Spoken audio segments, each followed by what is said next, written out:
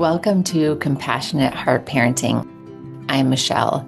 If you've ever snapped at your kids and then felt the wave of guilt afterward, or wondered why you reacted that way, you're not alone. After 15 years as an emotionally focused therapist, I have learned that parenting brings up emotions we didn't even know we were carrying. Here, we'll explore what's beneath those reactions and the small shifts that can help you respond with more calm and connection. Welcome to Compassionate Heart Parenting. I'm your host, Michelle. What if the thing standing between you and your parent, the parent you want to be, isn't a parenting technique at all, but the unhealed places in your closest relationship? Today's guests have lived that story from the inside out. Dennis and Kim Eames are certified emotionally focused therapists who didn't just study attachment and connection, they fought for it in their own marriage and family. 20 years in, with their relationship on the verge of collapse. I'm 20 years into my relationship, so I can really relate to this moment.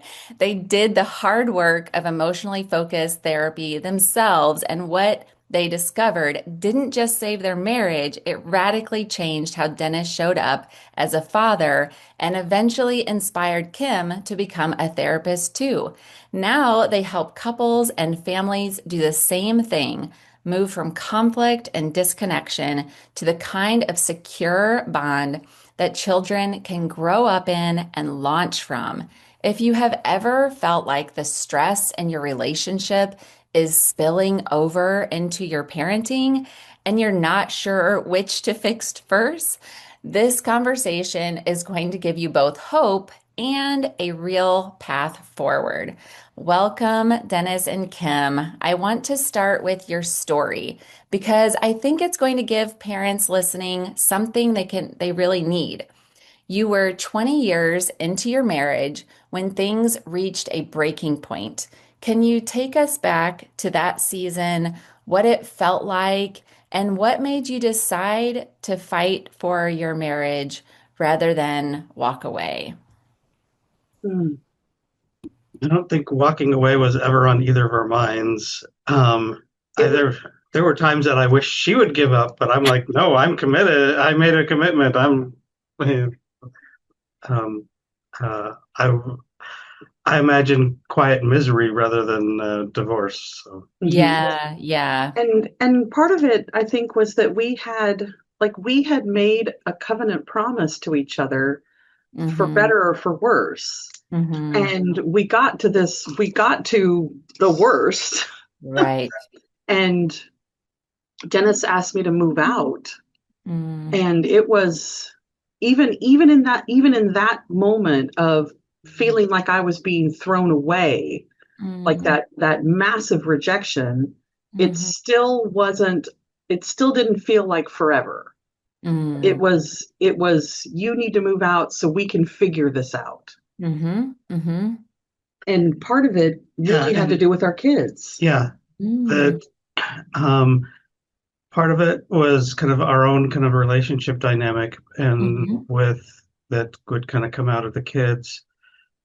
And then on top of that, Kim was going through a med change that she was just, Oh, I Mhm. was terrible. It was an awful season. and I Mhm. found myself explicitly teaching the kids, standing in their bedroom, going, okay, your mom's in a bad mood. We're just going to stay back here out of the way. Don't give your mom any reason to be upset because Mhm. you're not going to have to do anything wrong to make her upset. We're just going to lie low. And I caught myself explicitly teaching them my strategies. Of duck and cover.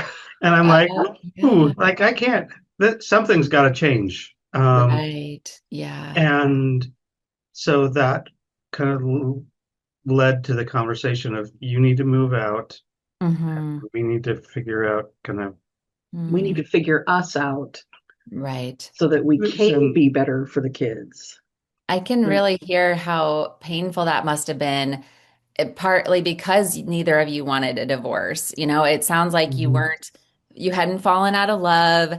You still loved each other. You still cared about each other. And it was extraordinarily painful to be in this high conflict situation and not have a path out. And then even seeing, Hmm. okay, now it's affecting the kids. What do we do? And I hear you, Dennis, on one hand, it kind of sounds like, oh, that's, it doesn't seem like such a terrible strategy, but I love the way you said, Kim, I think it was you said duck and cover, right? That's actually, Hmm. and not necessarily a long-term strategy that we want to have Hmm. in our closest relationships that we Hmm. need to duck and cover, right? Temporarily, occasionally, sometimes maybe. Yeah. And I certainly didn't want to teach my kids that's how to do relationship. Um, Yeah, yeah. mhm. And I really love that you both work at this intersection of couples and family therapy because it sounds like even from that moment, you could see this as like where does our conflict leave off and the impact of the kids begin? And and I'm sure that probably, you might have butt heads about how do you talk to them about stuff and um, so much, so many things that so many parents can relate to.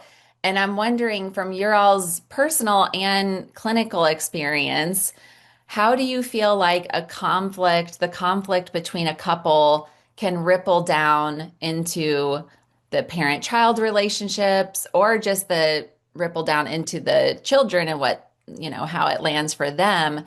Yeah, what do you see when it comes to that?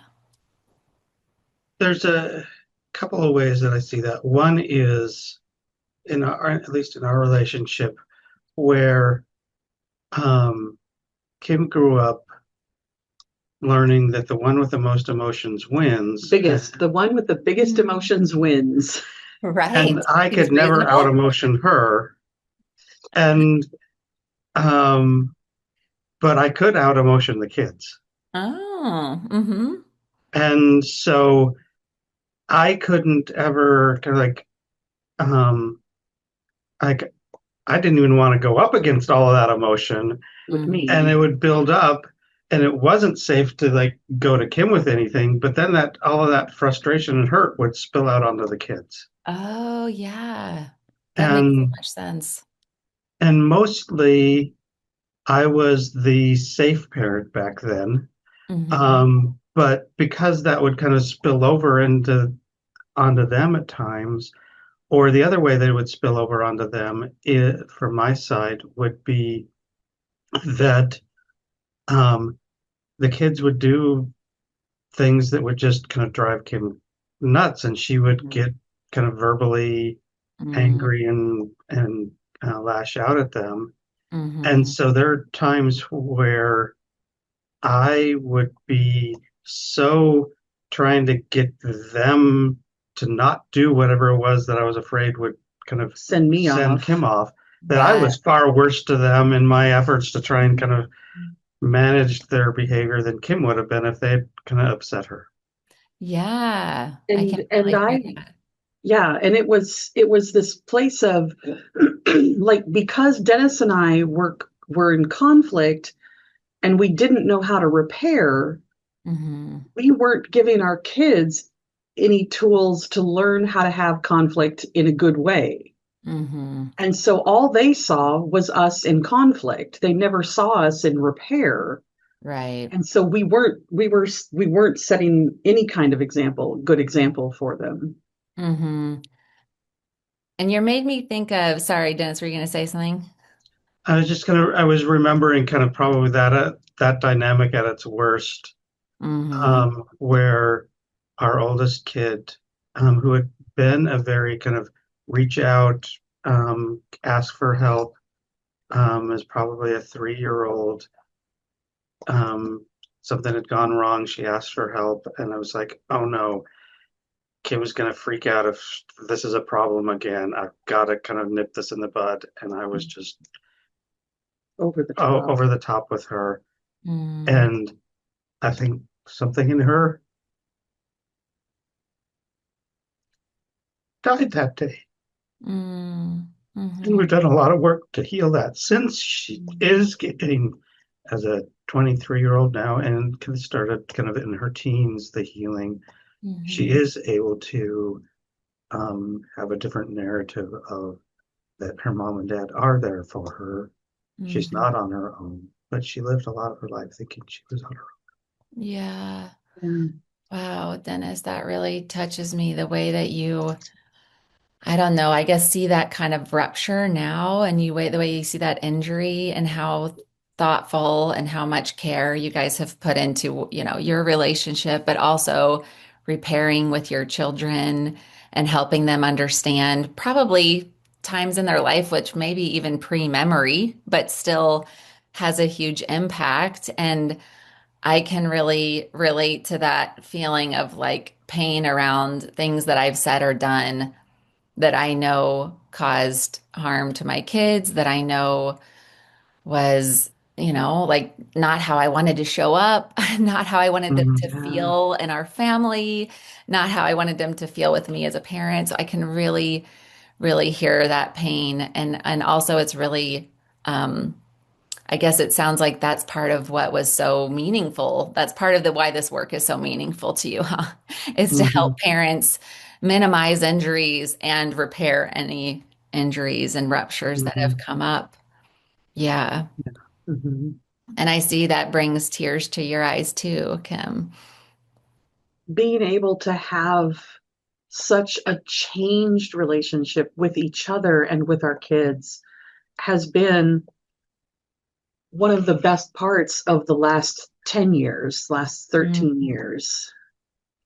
Yeah. And I was going to ask when there was this breaking point, I guess it was kind of this, Dennis, when you asked him to move out, it was like this pivotal moment.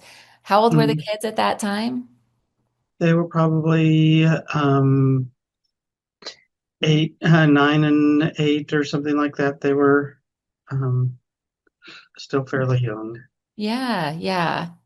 So I'm curious because this is a question that a lot of parents ask, and you'll probably, your answer might be it's the wrong question to ask, but you probably get asked this all the time.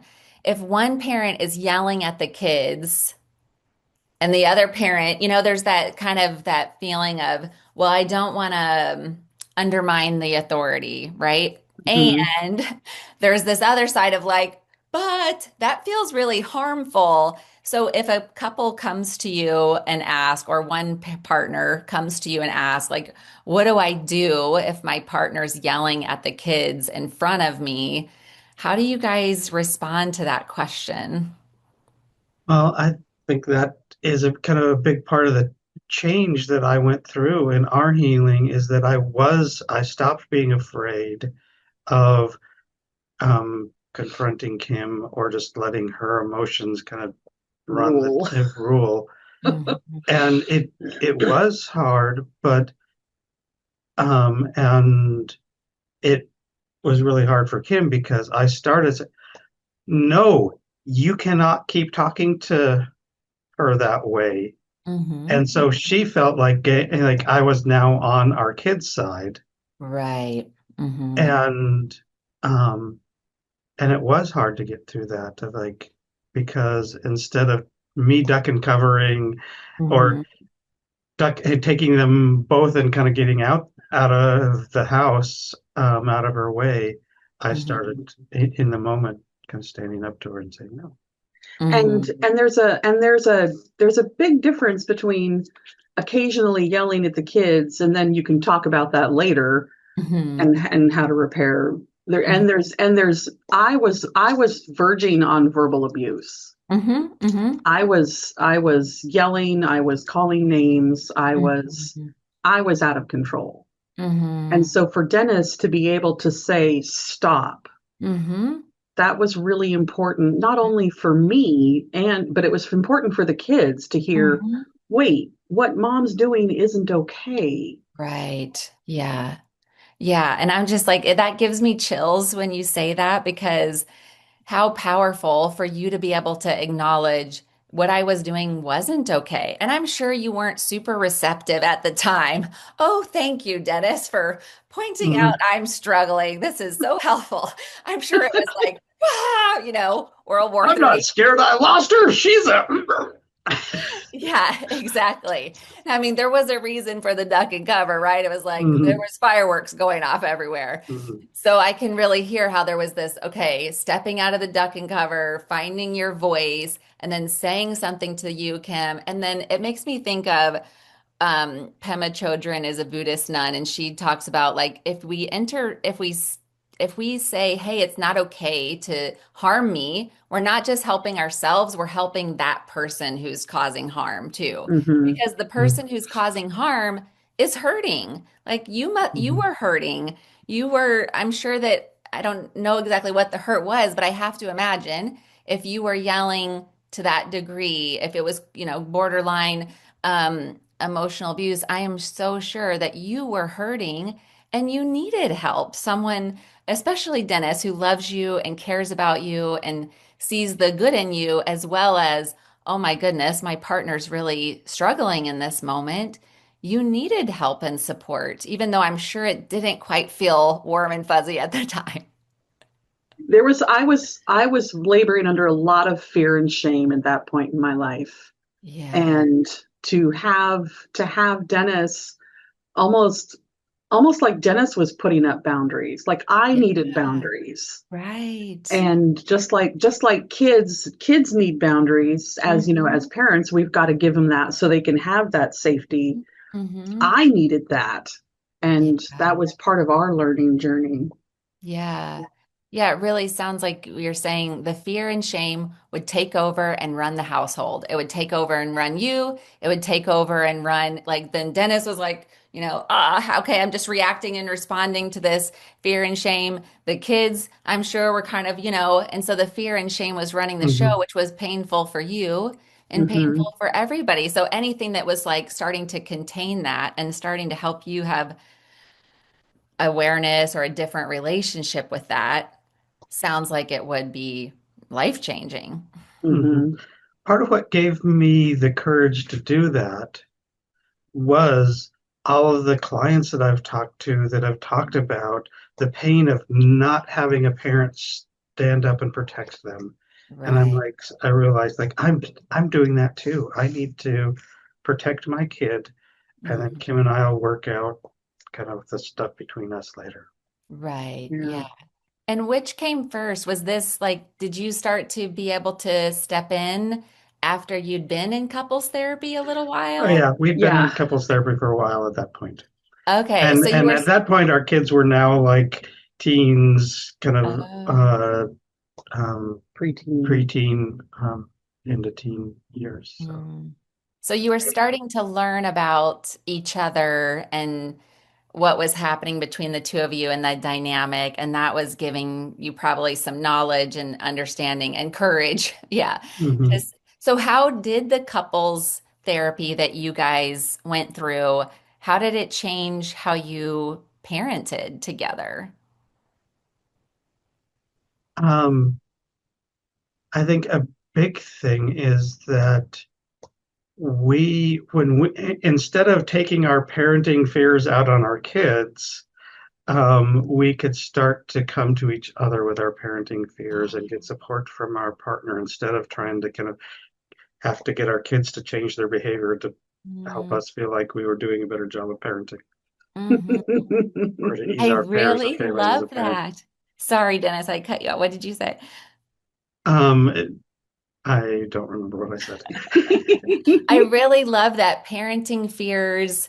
I mean, I feel like that is so predominant, I mean, I know it is for me personally that my parenting Mm, fears, if I can't sometimes get a grip on them, they will run the show and they will just show up in ways that I don't like and aren't helpful. mhm, And so I love that it's not that we're not going to have parenting fears, but you could actually start to turn towards each other with that and open up to each other and share those with each other.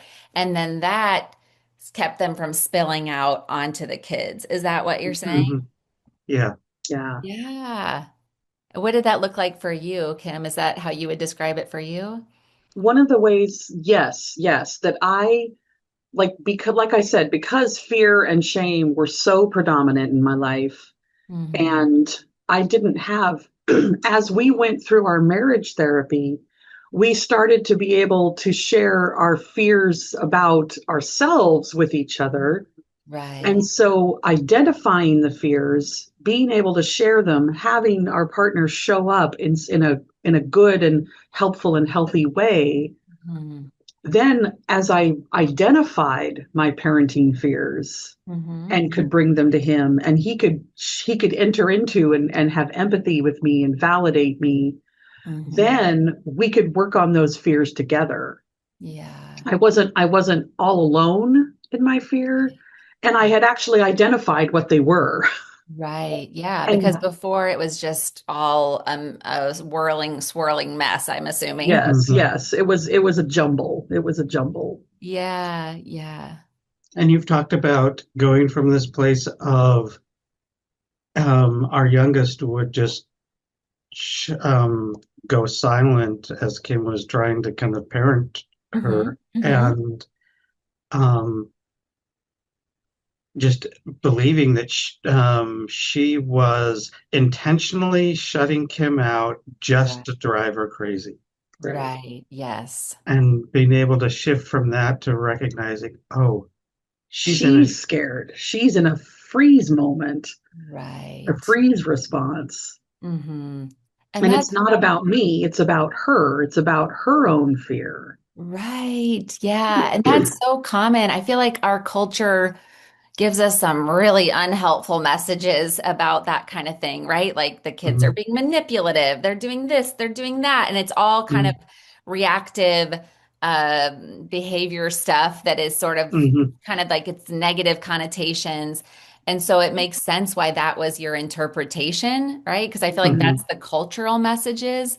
But then for you to be mhm, able to step back and probably it sounds like from your own learning about yourself, oh, Yeah.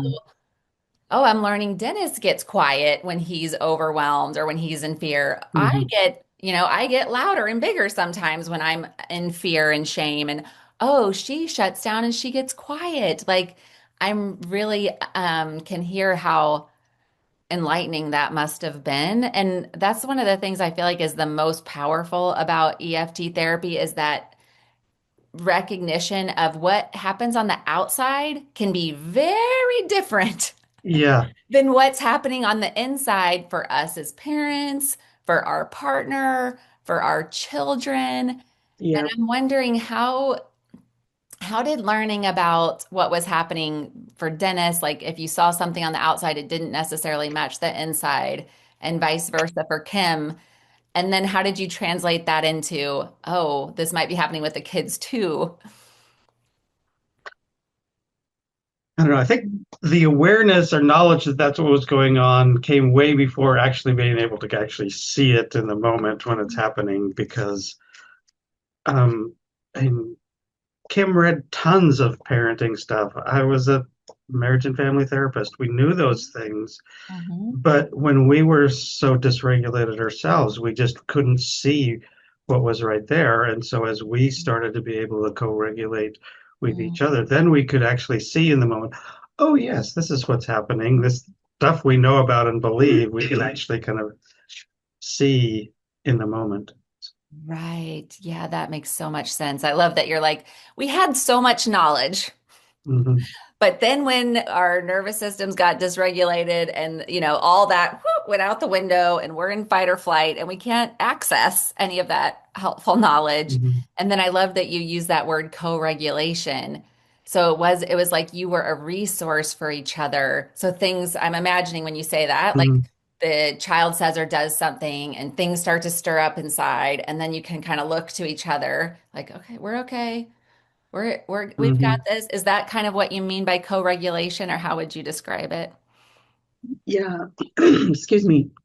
That being recognizing, I think as we rebuilt and re-secured our own bond, it was like that, he's got my back. Mm, mm-hmm, And because Dennis had been able to speak up mm-hmm, and show that he loved me as much as he loved the kids, that he was not on my side, he wasn't on their side, he was on all of our sides. He wanted the same thing I wanted, a close loving relationship with them mm-hmm. where they, listened to what I had to say. That would hmm be great, right? and and so I knew that he had my back. Mm. And so if I started to get over the top, if I started to go off the rails Mhm. and I could see him coming near, it was like, oh, that's right.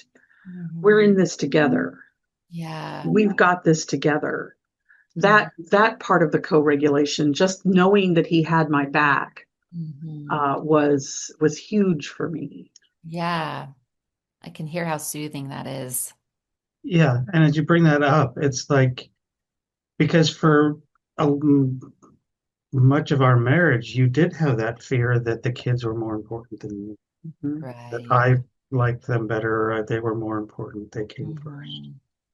Yeah. And I mean, I'm, when you said fear and shame are we're running the show, it's kind of like, it makes sense that that would be a fear, one of the fears that was swirling around there, Dennis must, and it's so common. I hear that from parents all the time. So some that or it's like kind of similar versions of that, like Mhm. the the kids must be more important, or you're thinking about them, or I must not be that important to you, or all so many different variations of that. And I really hear Yeah. how when you really could feel it, Dennis has my back. He loves me. He's here for me. We're all in this together. Like that being so soothing versus like I'm on my own and I have to kind of defend myself and I have to protect myself in this situation.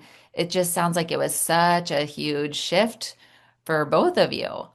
Mhm. Yeah. And let me see, I have some other there's so many interesting things I wanted to talk about with you. Oh, you know what I was thinking is you guys were doing this when your kids were teenagers.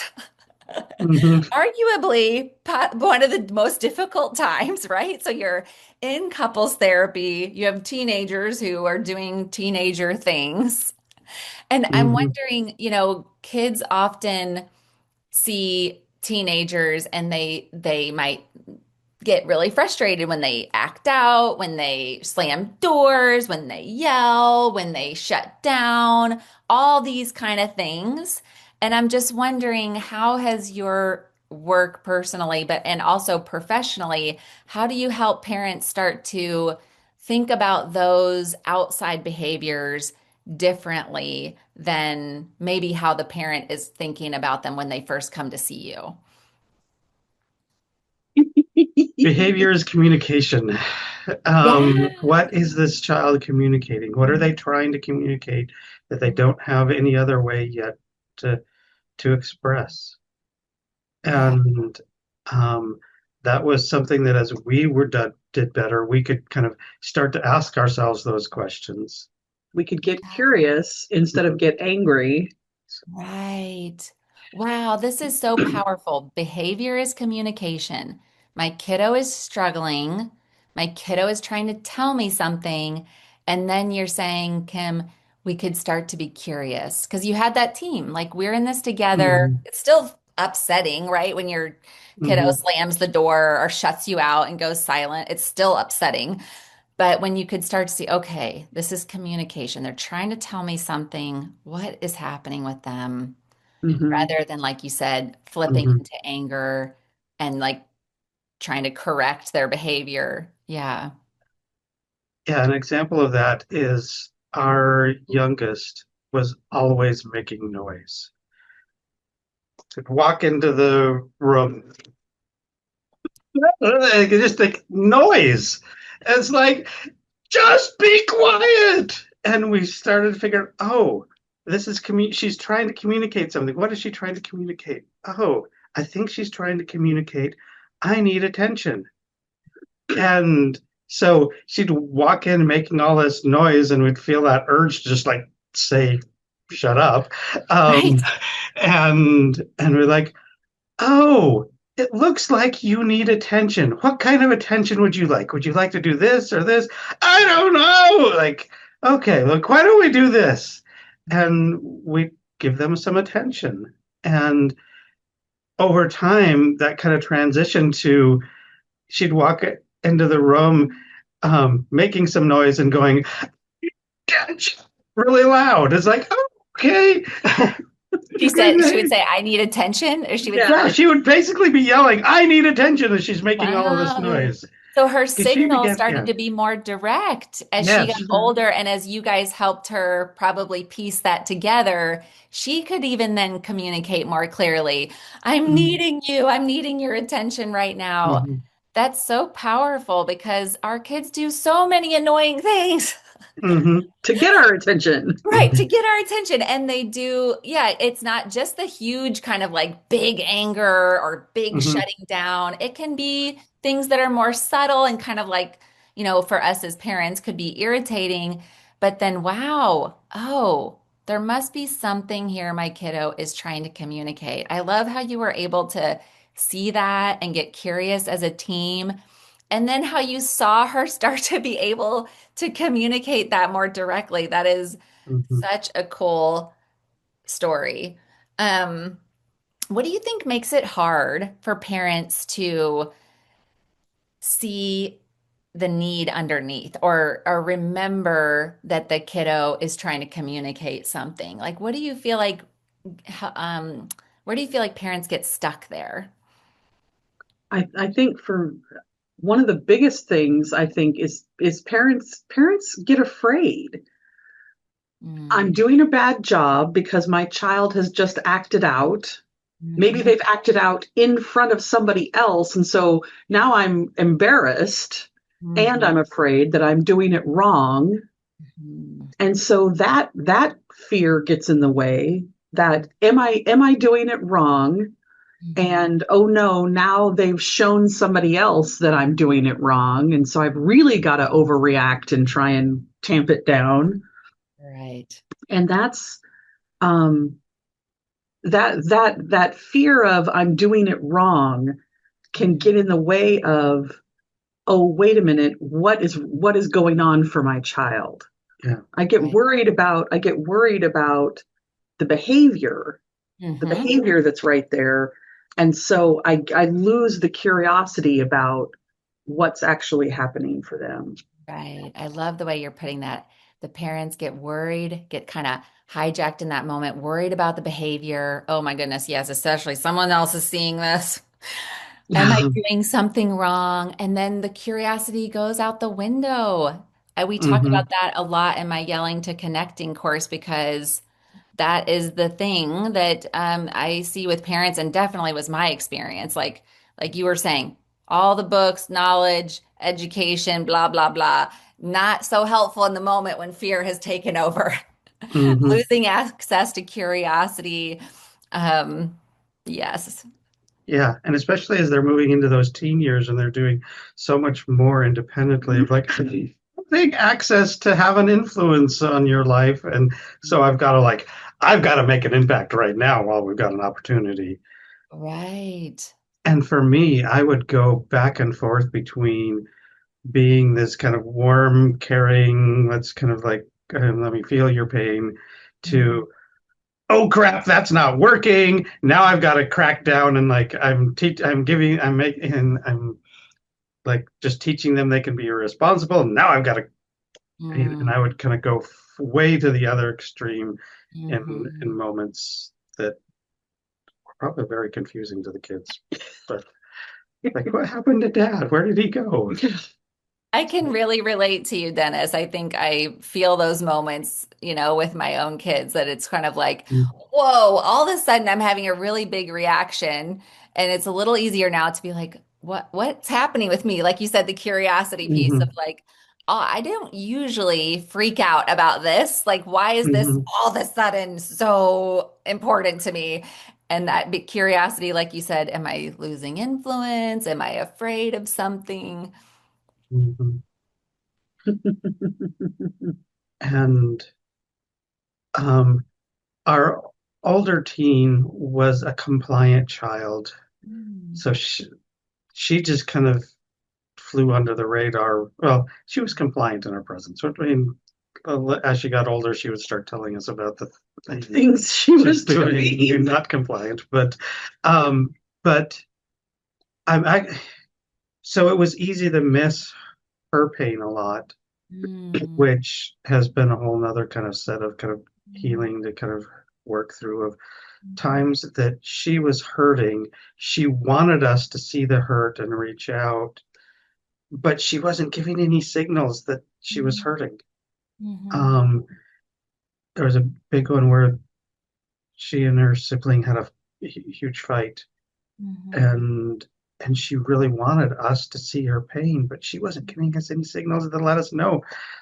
And we were like trying to kind of deal with kind of how out of control her sibling had The been. behavior. We were dealing with the behavior of the other child and Right. not seeing that it had really affected our elder child. Mm-hmm. And that is a that is a place where parents can recognize, like, if I have a compliant child, if I have the child that isn't any trouble, and I've got the other child that's constantly stirring things up, the first one needs just as much of my attention as the other one. Right. And to extend that curiosity to, hey, I see you. Mm-hmm. I don't know what's going on with you. I want to. Mm-hmm. Like, that's huge, to be able to recognize all of my kids need my attention, need to hear from me, need me to see them. Mm-hmm. Even if I see you're a really compliant child, and that's super helpful. And I want to know what's going on with you. Right. Yes. Yes. I really love that you're pointing that out because sometimes those compliant kiddos can really get lost and forgotten Yeah. about. And I have one compliant kiddo and I'm like, she makes my life so much easier a lot of the times. And I really have to be careful and make sure I'm tuning in with her and make Hmm. sure that she has the space to be angry. Like, be angry. It's okay for you to be angry too. Angry is Hmm. just an emotion, or whatever it Yep. is. And even, it's okay to sometimes stand up to your siblings and say, no, you can't have that. Or, it's okay. I'll hold the boundary with them. But I really love that for reminding parents that that compliant kiddo needs us just as much. And of course, Sure. it's so natural for us as parents to be monopolized by the kiddo has the loud behavior and it's, all over the place. And I think that's one of the things I really love about emotionally focused family therapy is I mean, you guys can correct me if I'm wrong, but you're probably not going to have just a parent and a kiddo that's the identified patient come in, right? You're going to say, Hmm. actually, we kind of want to see everybody. We'd really like to Hmm. have everybody come in, and we're not going to leave anybody out. We're going to, bring everybody in. Hmm. Um, is there anything that you guys that brings to mind? Just a lot of parents don't want to do that, and so that kind of closes doors. Yeah, Sometimes it's like, no, this kid is the problem. That's the only one that we need to bring in. right, right. And where do you see, like, if you could talk to that parent and kind of say, oh, can we just keep the door open? Can we just, Hmm. like, what would you want to tell them that they might be missing out on or that they might not understand when they really come in with that strong idea of this kiddo is struggling or this kid is the problem and I need you to Hmm. fix this kiddo. And you want to say, hold on a second. Like, what would you want to tell those parents that really have that strong belief of, Um, Good question. I've not thought about that question. One of the things, this is kind of a cliche, but this it I like to share that I'm not a car mechanic. I can't just fix a mm-hmm, kiddo. mm-hmm, That I need to be able to see how everyone is showing up for each other, because that makes a huge difference in mm-hmm, how the kids behave and how all of our kids behave. mm-hmm, And so that's why I require that I get to meet the entire family, because then I can see the different relationships, and I can start to get an idea of, well, this kid may be the problem. mm-hmm, Here's a good reason why. because I'm seeing the relationships all together. And then we can start to see, oh, maybe this kid's having a problem with this other person in the family, and we can work on that. But I've got to see the whole family first before I can know where those troubles are coming from. I really love that because it makes me think, I mean, it does a whole bunch of things, but two things that maybe people wouldn't necessarily realize is it helps the kiddo who is more compliant, who maybe is flying under the radar, but it also helps this kiddo who's identified as the problem. Like, who wants that label, Mhm. right? Like, Right. what a Mhm. heavy burden to carry. So even just saying like, actually, we want to talk to the whole family because we don't see anyone as the problem is immediately gives that kiddo safety and Mhm. kind of eases up on the pressure and starts to kind of indirectly educate the parents that that's kind of an unhelpful view to take, right? We can Right. totally understand why you have that view, and that's kind of an unhelpful view. So let's kind of shift this view to like, let's look at everybody and how everybody is interacting. I really love that. I Mhm. mean, I feel like you guys must have to be really thoughtful about these kind of conversations. And I love analogies and things like this to help educate parents. Um, so let me see. You guys run, I believe, Hold Me Tight workshops and Hold Me Tight, let them go. Is that Let me go, Hold me tight, let me go. hold me? Uh, which is for parents and teens together. teens. And then there's also Hold Me Tight, Let Me Be, Let me be Let Me me. Be Me, which is for parents and adult children.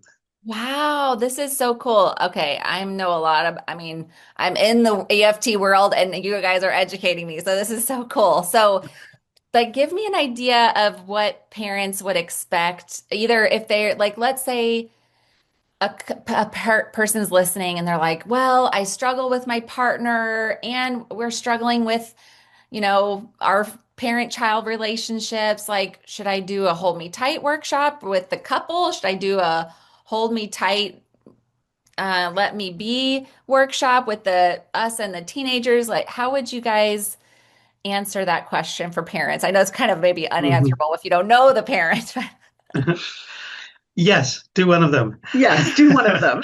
that's a good answer. I like that answer.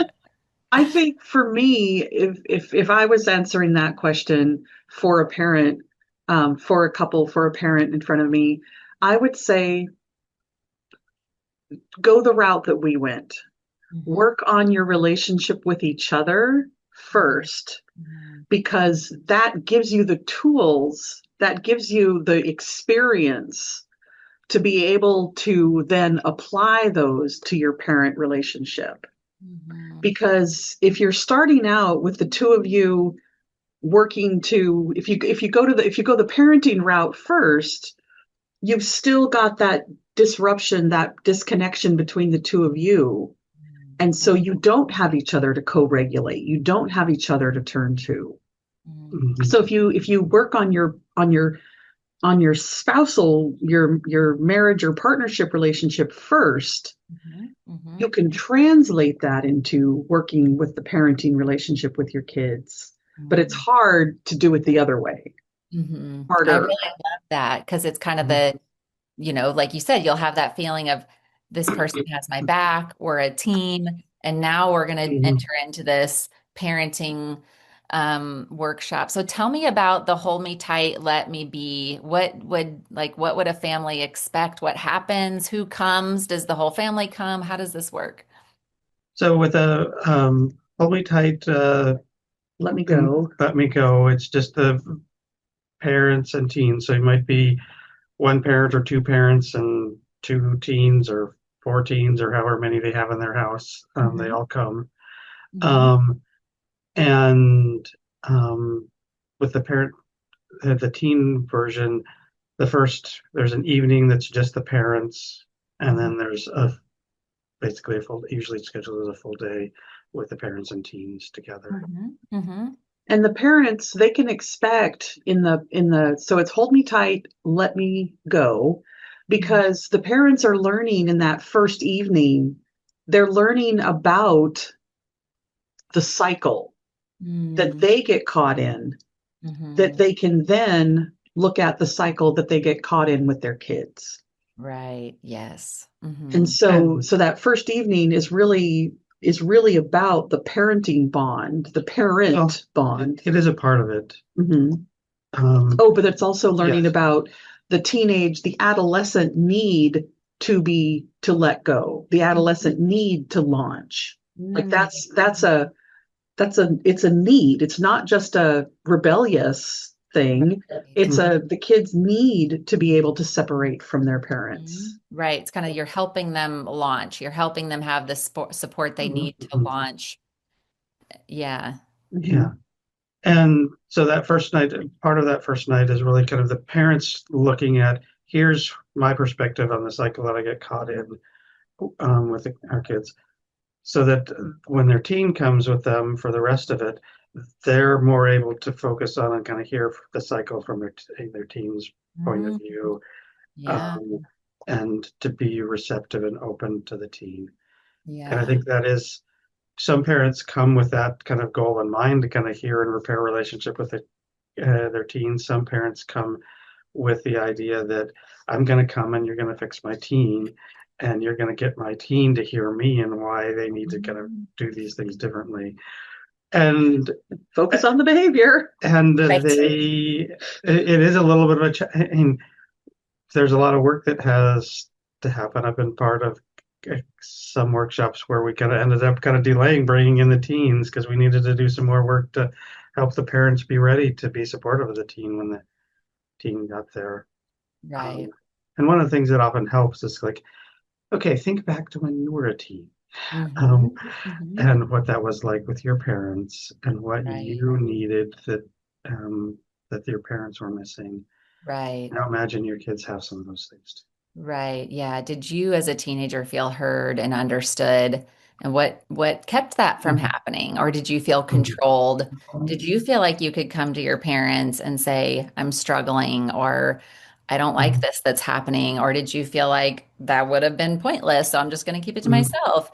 Yeah, I can really understand how that if parents can start to remember and put themselves back in that place, then they can start to have, again, that word curiosity and, oh, maybe this is what my kiddo is feeling.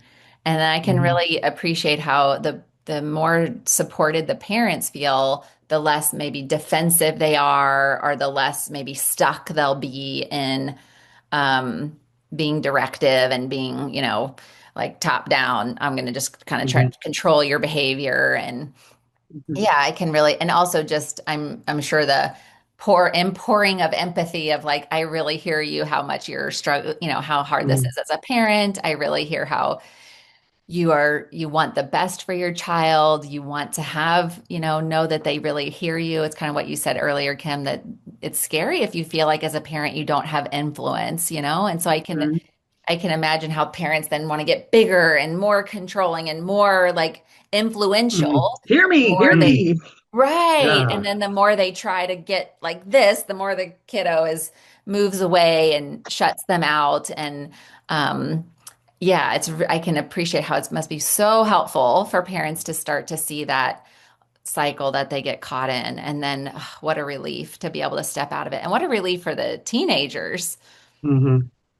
Our Oh, go ahead. our youngest and I were talking through like her and our I cycle around the time that Infinity War came out. It's just like this isn't the Infinity Infinity loop. loop. It's the Infinity War. That's what we should call it. It's the Infinity War. It just goes on and on. Oh my gosh. Yeah. What a wise daughter you have. Mhm, I forget. I was going to say something and I forget what it was. Oh, I know. One of the other things that's really important, a really important aspect of the hold me tight, let me go, is understanding parental intent. Hmm. Because a lot of times we as parents, we're just trying to get our kids to listen, we're trying to get them to behave, Mhm. and we're really not understanding what is my intent. Right. I'm trying. Or oftentimes we know our intent is to help them. They don't know they think that our Right. intent is because we To think they're control bad or to them. control them or Yeah. Right. And Yeah. so being able to share, to being able to understand my parental intent, share that with my kids and let them see I only want good for you. I Right. don't think you're bad. I don't think you're broken. I Right. really want the best for you. Yeah. Yeah. It's kind of like another way of that it comes out differently on the outside than what's happening on the Mhm, inside. On the outside, it might come out as controlling or dominant or mhm, authoritarian or behavioral, mhm, kind of like all these different kind of things, which then the kiddo is like, yeah, feels controlled or feels whatever. Um, and then you're saying you help both the parent and the teen start to like, of course you're getting louder, or of course you're getting, mhm, fixated on behaviors because you care so much, because your kiddo is so mhm, important to you, because you want them to do well in the world.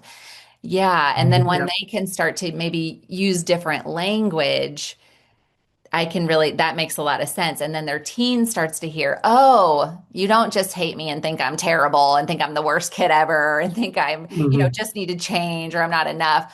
Oh, you're really concerned about me. And that, of course, feels good for, mom or dad to love me and be concerned about me. And yeah, yeah, that feels so different. Hmm. yeah. And I can think of just kind of numerous examples of the kid hearing the parent directly share, like, I get scared for your future and I really want you to have a good future. That that's why and I know it's not helping. I'm recognizing it's not helping. What I'm doing isn't helping. Mm, And the kid's like, whoa, I thought you just did that because you didn't like me. wow. You didn't like who I was. Wow. What a powerful moment. Yeah. What a powerful Mm, moment. I can see Dennis in your eyes as you're talking. It's like you're right back there with mm, that parent and child mhm, and seeing like yeah, I mean, it just gives me chills thinking about the kiddo finally getting to feel what the parent wants them to feel, Hmm. loved and cared about, and how painful when the message gets scrambled and the negative mhm. cycle scrambles it into something that translates into you don't like me. Like how painful for both the kiddo and the parent to be stuck in that. Hmm. Yeah. And that need doesn't go away just because you graduated from high school or college, which is where the kind of hold me tight, let me Mhm. be comes in with the Mhm. parents and adult children and that.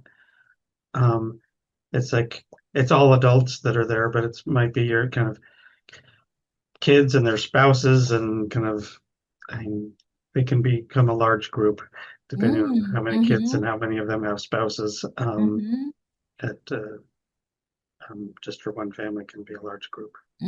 How cool. Like so much healing can happen at so many different phases of your life. It doesn't like, Hmm. oh, the kids are teens, I guess it's too late, or oh, they're out of the house, I guess it's too late. Like, no, there's so much healing that can happen at any point in your lives.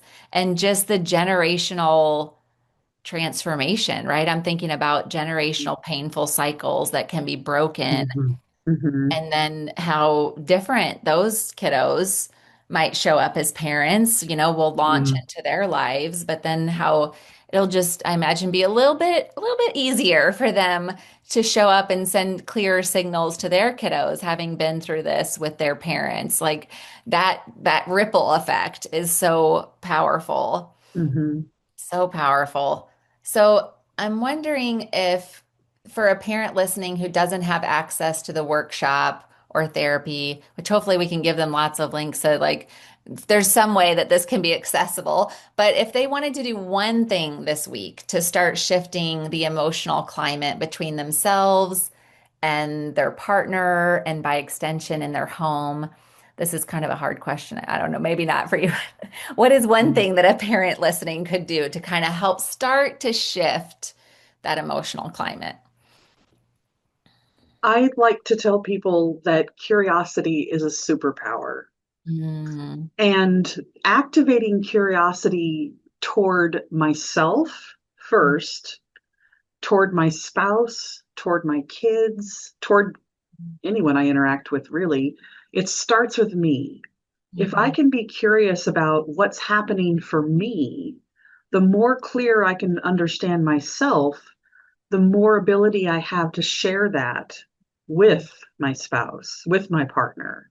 Mhm. And then if I can be curious about them, then that gives them the ability to share with me. And that mutual understanding brings us more of a mutual peace. Mhm. And then when we can start to get curious about our kids and stop being so concerned, not concerned, but worried about the behavior, focused on the behavior, Right, right. and be curious about what is this trying to tell me? What is this? What are they trying to communicate to me? Mhm. And asking, Mhm. hey, help me understand you more. That Mhm. opening the door for our kids to start to be curious about themselves. Yeah, Like that's just activating that curiosity at every level and starting with me. What's mhm. going on with me? Am I worried? Am I scared? If I'm angry, what am I angry at? Mhm. Uh, Mhm. just starting to be able to be curious. Mhm. That is a it's an amazing, amazing shift. Mhm. I really love that. And what I would say is starting to kind of catch yourself and your cycle with your kid, recognizing kind of what you're doing and apologizing to your kid. And not Mm. just kind of a superficial apology. Like I've got a collection of TikTok videos from teens where they're kind of like complaining about kind of superficial apologies from their parent of like, oh, I'm sorry I yelled at you. I had a really bad day at work. I really love you. And kids saying, don't tell me you love me after you've yelled at me and then you excuse it, give yourself a pass. Mhm. But really kind of like, yeah, what I did, how I just yelled at you was not okay. You deserve to be treated better than that. Mm. And I was wrong. Mhm. And that doesn't excuse the behavior that you did that we also need to deal with. But the Mhm. behavior you did didn't make it okay for me to yell at you. Yeah, yeah. So powerful and so intentional. So, Dennis, for you, it's about like an action that parents can take is Hmm. repair, real apologies, Hmm. genuine. And for Hmm. you, Kim, I love that curiosity is a superpower, starting with ourselves and then perhaps our partner and our children. Okay, so I'm going to ask one last question. You both walked through one of the hardest seasons of of your marriage and that a marriage and family can face, and coming out on the other side stronger. I just love seeing the two of you sit together and how much care and love there is between the two of you. So for a parent who's listening right now, who's in the middle of that, wondering if it's too late, what would you want them to know? It's never too late. It's not too late. We're still breathing. There's still an opportunity for repair. There's still an opportunity for growth and for change. And Mhm. as you said earlier, Michelle, when you talked about it, when we talk about the different workshops at different ages, it's never too late. Mhm. Even if I'm in my 70s, if I'm willing to grow, if I'm willing to look at myself and Mhm. be curious and extend that to others and have empathy for my kids, that it's you still can. And if Yeah. you're a parent with teenagers, it's not too late. They Mhm. still need you. Hmm. They Yes, still 100%. need you to be there with open arms saying, hey, I love you, I believe in you, I'm here for you when you can come to me. Hmm. Hmm. It's never too late. So I have two stories that can illustrate that. One real Okay. quick. I spent most of my adult life trying to have that kind of relationship with my dad, Mm. that would kind of unmediated be with my mom not in the middle of it, to very limited success until um, shortly before he died.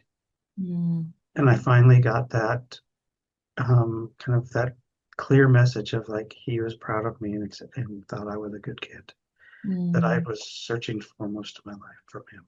Wow. And part of, And yeah, and part of how that kind of happened is I started to kind of like see how he could give it and where he could kind of show up instead of trying to get it on my terms. I started kind of being open to receiving in a way that he could give and kind of Wow. finding opportunities for that. Wow. Um, Other story is kind of uh, with our youngest and Kim, kind of had when um, in her kind of preteen, early teen years, kind of as we were going through this, um, um, Kim was and her were both talking about, I don't think I can have a good, I think it's too late to have a relationship with my yeah, mom. I thought I'd missed my opportunity. Like Mm. I didn't see any way that I could have that close and loving and relationship with my youngest. It's Wow. heartbreaking. Yeah. And and our youngest was in the same place. And Mm. I remember at least one conversation with her first telling me, I I don't think that mom will ever be able to love me and I'll be able to ever have a relationship with her. And Mhm. that has changed so much. Wow. About a month ago, they stopped by our office, and I discovered later that I'd interrupted and was excused from a conversation between the two of them where she was doing, where they were Mm. doing just that, pouring out their heart. Here's where I'm struggling. Here's where I'm scared. Here's where and through a bunch of tissues. And it wasn't too late for either of them to have that relationship they wanted to have with their daughter, with their mom. Wow. Yeah. Yeah. And I can see how much that moves you, Dennis, to have that healing between these two people who you love so dearly, right? Your wife, Kim, and your daughter. And it's really helpful to hear like that you as a parent were like, I think it's too late, where she was feeling that way, and that you guys are in a different place now. And there is this open, loving relationship. And I can imagine, it just can continue to blossom. And I think about what you said with your dad and how even though he's passed away, the fact that you had that with him before he died, I can hear how that's going to Mm-hmm. stay with you for the rest of your life. That's going Yeah. to stay with you and impact positively how you show up with Kim, how you show up as a father, how you probably show up with your clients. Like I can really hear how even though he's not with you any longer, that repair is like with you. It's still with you. Mm-hmm. Yeah. Mm-hmm. So powerful. You guys, I could talk to you for the rest of the day, for the rest of the afternoon. I hope that this has been a conversation that maybe you would like to come back and help us unpack some specific parenting challenges that people face. But this has been just such a powerful conversation. How can people find you? Where do you want them to look for you to learn more about you, to learn more about your workshops? Probably the best place to go is infinityfamilytherapy.com. Awesome. I will send them there. I will put the links. I will put all the links to your other anything else that you want me to direct people towards as well. And for everyone listening, the light in me sees the light in you. Be well. And this information is intended for educational purposes only and should not be a substitute for psychotherapy services. If you need psychotherapy, please find a qualified professional in your area. Thanks again for listening. Be well.